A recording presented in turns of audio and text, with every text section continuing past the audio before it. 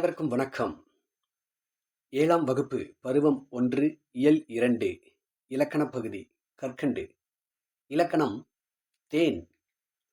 இலக்கணத்தை சரியாக படிக்காதவர்கள் இலக்கணம் வீண் என்பார்கள். ஆனால் இலக்கணம் தேன் போன்றது. நால்வகை குறுக்கங்கள். நம்ம தமிழ்ல முதல் எழுத்துக்கள் பார்த்தோம். உயிரெழுத்து, மெய் எழுத்து. அதைத் தொடர்ந்து வரக்கூடியது சார்பெழுத்துக்கள். சார்பெழுத்து 10 வகைப்படும் அப்படின்னு சொல்லி பார்த்தோம் போன பாடத்தில். அந்த 10 வகையில் உயிர்மெய், ஆயுதம், உயிரிழபடை, ஒற்றிலபடை, குற்றியலிகரம், குற்றியலுகரம், ஐகார குறுக்கம், ஔகார குறுக்கம், மகர குறுக்கம், ஆயுத குறுக்கம் என 10 வகைப்படுகிறது. இவற்றில் நாம் இப்பொழுது 4 வகையான குறுக்கங்களை பார்க்க இருக்கிறோம். ஒவ்வொரு இடத்துக்கும் அது ஒலிப்பதற்குரிய கால அளவு இருக்குதுங்க. குறில் அப்படின்னா அரைமா. மாத்திரை என்றால் என்ன அப்படின்னா ஒலிக்கின்ற கால அளவு. இயல்பாக கண் இமைக்கும் நேரம் அல்லது கை ஒரு முறை நொடிக்கும் நேரம் ஒரு மாத்திரை எனப்படும். இப்போ குறில் எழுத்திற்கு ஒரு மாத்திரை, நெடில் எழுத்திற்கு 2 மாத்திரை, ஒற்றெழுத்துக்கள் அதாவது புள்ளி வச்ச எழுத்துக்கள்லாம் ஒற்றெழுத்துக்கள் எனப்படும். இவற்றுக்கு அரை மாத்திரை. அதை தான் நம்ம மாத்திரை அப்படின்னு சொல்கிறோம். தமிழில் இதை மாத்திரை என்கிறோம். ஆனால் எல்லா எழுத்துக்களும் எல்லா இடங்களிலும் தனக்குரிய மாத்திரை அளவில் முழுசாக ஒலிக்குதா அப்படின்னா ஒலிப்பது இல்லைங்க. சில எழுத்துக்கள் சில இடங்களில் தனக்குரிய மாத்திரை அளவிலிருந்து குறைவாக ஒலிக்கும். சில இடத்துல அதோட இணை எழுத்துக்கள் வரும்போது சேர்ந்து ஒலிக்கும். இவ்வாறு மாத்திரை அளவில் மாறுபாடு உண்டு. சரி, இங்கு குறைந்து ஒலிக்கக்கூடிய 4 வகையான குறுக்கங்களை பற்றி பார்க்கணும். குறைந்து ஒலிக்கும் இந்த எழுத்துக்களை தான் குற்றெழுத்துக்கள் அப்படின்னு சொல்றோம். இப்போ முதல்ல ஐகார குறுக்கம். ஐ என்ற நெடியெழுத்துக்கு 2 மாத்திரை. நெடியெழுத்துன்னா 2 மாத்திரை. ஐ 2 மாத்திரை, கை 2 மாத்திரை, பை 2 மாத்திரை அப்படின்னு சொல்லி இந்த ஐகார எழுத்துக்கள், ஐகார வரிசையில் வரக்கூடிய இந்த எழுத்துக்களுக்கெல்லாம் 2 மாத்திரை. ஆனால் தனித்து வரும் இடங்களில் தனக்குரிய 2 மாத்திரை முழுசாக ஒலிக்குது. ஆனால் சில சமயங்களில் சேர்ந்து வரும்போது சொல்லோட முதல்லையோ அல்லது இடையில நடுவுலையோ அல்லது இறுதியில கடைசியிலையோ வரும்போது தனக்குரிய 2 மாத்திரையிலிருந்து குறைந்து 1 மாத்திரை அளவில் ஒலிக்கும். சில சமயம் 1.5 மாத்திரை அளவில் ஒலிக்கும். 1.5 மாத்திரை எங்கே ஒலிக்கும் அப்படின்னா சொல்லுக்கு முதல்ல வரும்போது மட்டும் 1.5 மாத்திரை அளவில் இந்த ஐ ஒலிக்கும். பாருங்க, ஐகாரம் சொல்லின் முதலில் வரும்போது, ஐகாரம் சொல்லின் முதலில் வரும்போது 1.5 மாத்திரை அளவில் ஒலிக்கும். இப்போ பாருங்க, வையம் இந்த இடத்துல வை என்பதற்கு 1.5 மாத்திரை. ஐகாரம் சொல்லோட இடையில இறுதியில் வரும்போது, இடையில அப்படின்னா நடுவில் மை, இறுதியில் வை, இந்த மாதிரி வரும்போது இங்கே 1 மாத்திரை அளவில் ஒலிக்குது.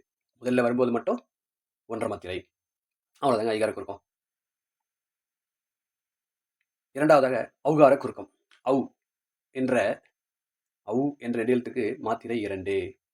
இது சொல்லோட முதல்ல மட்டும்தான் குறுகி ஒலிக்கும். அதை நாம பார்ப்போம். ஔ வௌ என ஔகார எழுத்து தனித்து ஒரு இடங்களில் தனக்குரிய 2 மாத்திரை அளவில் முழுமையாக ஒலிக்குது. தனித்து வந்தா 2 மாத்திரை. ஆனால் சொற்களில் சேர்ந்து வரும்போது தனக்குரிய 2 மாத்திரை அளவு குறைஞ்சி 1.5 மாத்திரை அளவில் ஒலிக்கிறது. 1.5 மாத்திரை அளவில் சொல்லுக்கு முதலில் மட்டுமே வரக்கூடியது ஔகார குறுக்கம். ஒரே ஒரு இடத்துல மட்டும்தான் இது வரும். இடையிலும் இறுதியிலும் வராது. மூன்றாவதாக மகர குறுக்கம். மகரம் என்றது மாவரிசையில் இம் குறிக்கிறது. இந்த இம்முக்கு அரை மாத்திரை. புள்ளி எழுத்து அதாவது ஒற்றெழுத்திற்கு அரை மாத்திரை. தன்னுடைய அரை மாத்திரையிலிருந்து கால் மாத்திரையாக குறுகி ஒலிப்பது மகர குறுக்கம். அம்மா நடுவில் இம் வருது. அம்மால பாடம் படித்தான், பாடம் என்ற சொல்ல இறுதியில் வருது. இப்படி வரக்கூடிய மகர மெய் எழுத்து தனக்குரிய அரை மாத்திரை அளவில் முழுமையாக ஒலிக்கும். ஆனால் நிலைமொழியின் ஈற்றில் மகரம் வந்து மகர மெய் வந்து வருமொழியின் முதலில் வகரம் வந்தால், வகர எழுத்துங்க முதல்ல இருக்கிற மொழி நின்றுட்டு இருக்கிற மொழி நிலைமொழி, அடுத்ததா வர்றது வருமொழி, வந்தான் என்பது வருமொழி. இப்ப நிலைமொழியின் இறுதியில மகரம் இம் மகரமெய் வந்து வருமொழியின் முதலில் வகர எழுத்து வா வந்தால் அப்பொழுது இந்த மகர மெய் தன்னுடைய அரை மாத்திரையிலிருந்து குறைந்து கால் மாத்திரையாக ஒலிக்கும். இதுதான் மகர குறுக்கம்.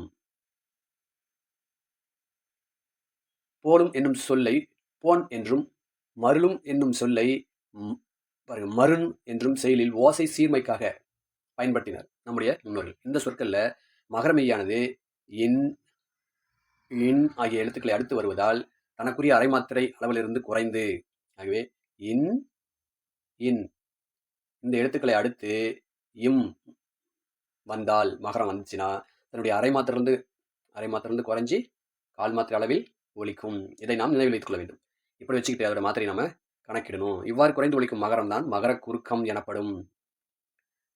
நான்காவது ஆயுத குறுக்கம். அஃது, எஃகு ஆகிய சொற்கள்ல ஆயுத எழுத்து இடையில இருக்கு. இந்த மாதிரி வரும்போது தனக்குரிய அரைமாத்திரை அளவுல முழுமையா இது ஒலிக்கும். இந்த இடத்துல புள்ளி எழுத்துக்கு எப்பயுமே இதுல 3 புள்ளி இருக்குங்க. ஆயுத எழுத்துக்கு 3 புள்ளி இருக்கு. அதனால இதுவும் ஒற்றெழுத்து தான். இதுக்கு அரைமாத்திரை.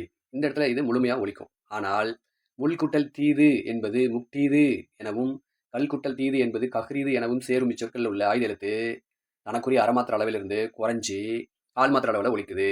பாருங்க, வருமொழியில தீது என்ற சொல் வரும்போது இவ்வாறு குறைந்து ஒலிக்கிறது. முள் கூட்டல் தீது முக்தீது என்று ஆகிறது. அப்போ லகரம் ஆயுத எழுத்தா மாறுது. இந்த லகரம் ஆயுத எழுத்தா மாறுது. இவ்வாறு மாறி வரும்போது அது தனக்குரிய அரை மாத்திரையிலிருந்து குறைந்து இங்க நமக்கு கால் மாத்திரையாக ஒலிக்கிறது. இவ்வாறு வர்றதுதான் ஆயுத குறுக்கம். ஆயுத எழுத்து குறுகி வரனால இது ஆயுத குறுக்கம் எனப்படும்.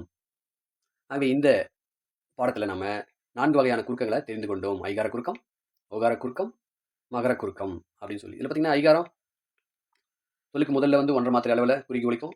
இடையிலும் கடையிலும் வரும்போது 1 மாத்திரை அளவில் ஒலிக்கும். ஓகார குறுக்கம் மொழிக்கு முதல்ல மட்டும்தான் குறுகி ஒலிக்கும். அப்போ 1.5 மாத்திரை. இடையில இறுதியிலும் வராது.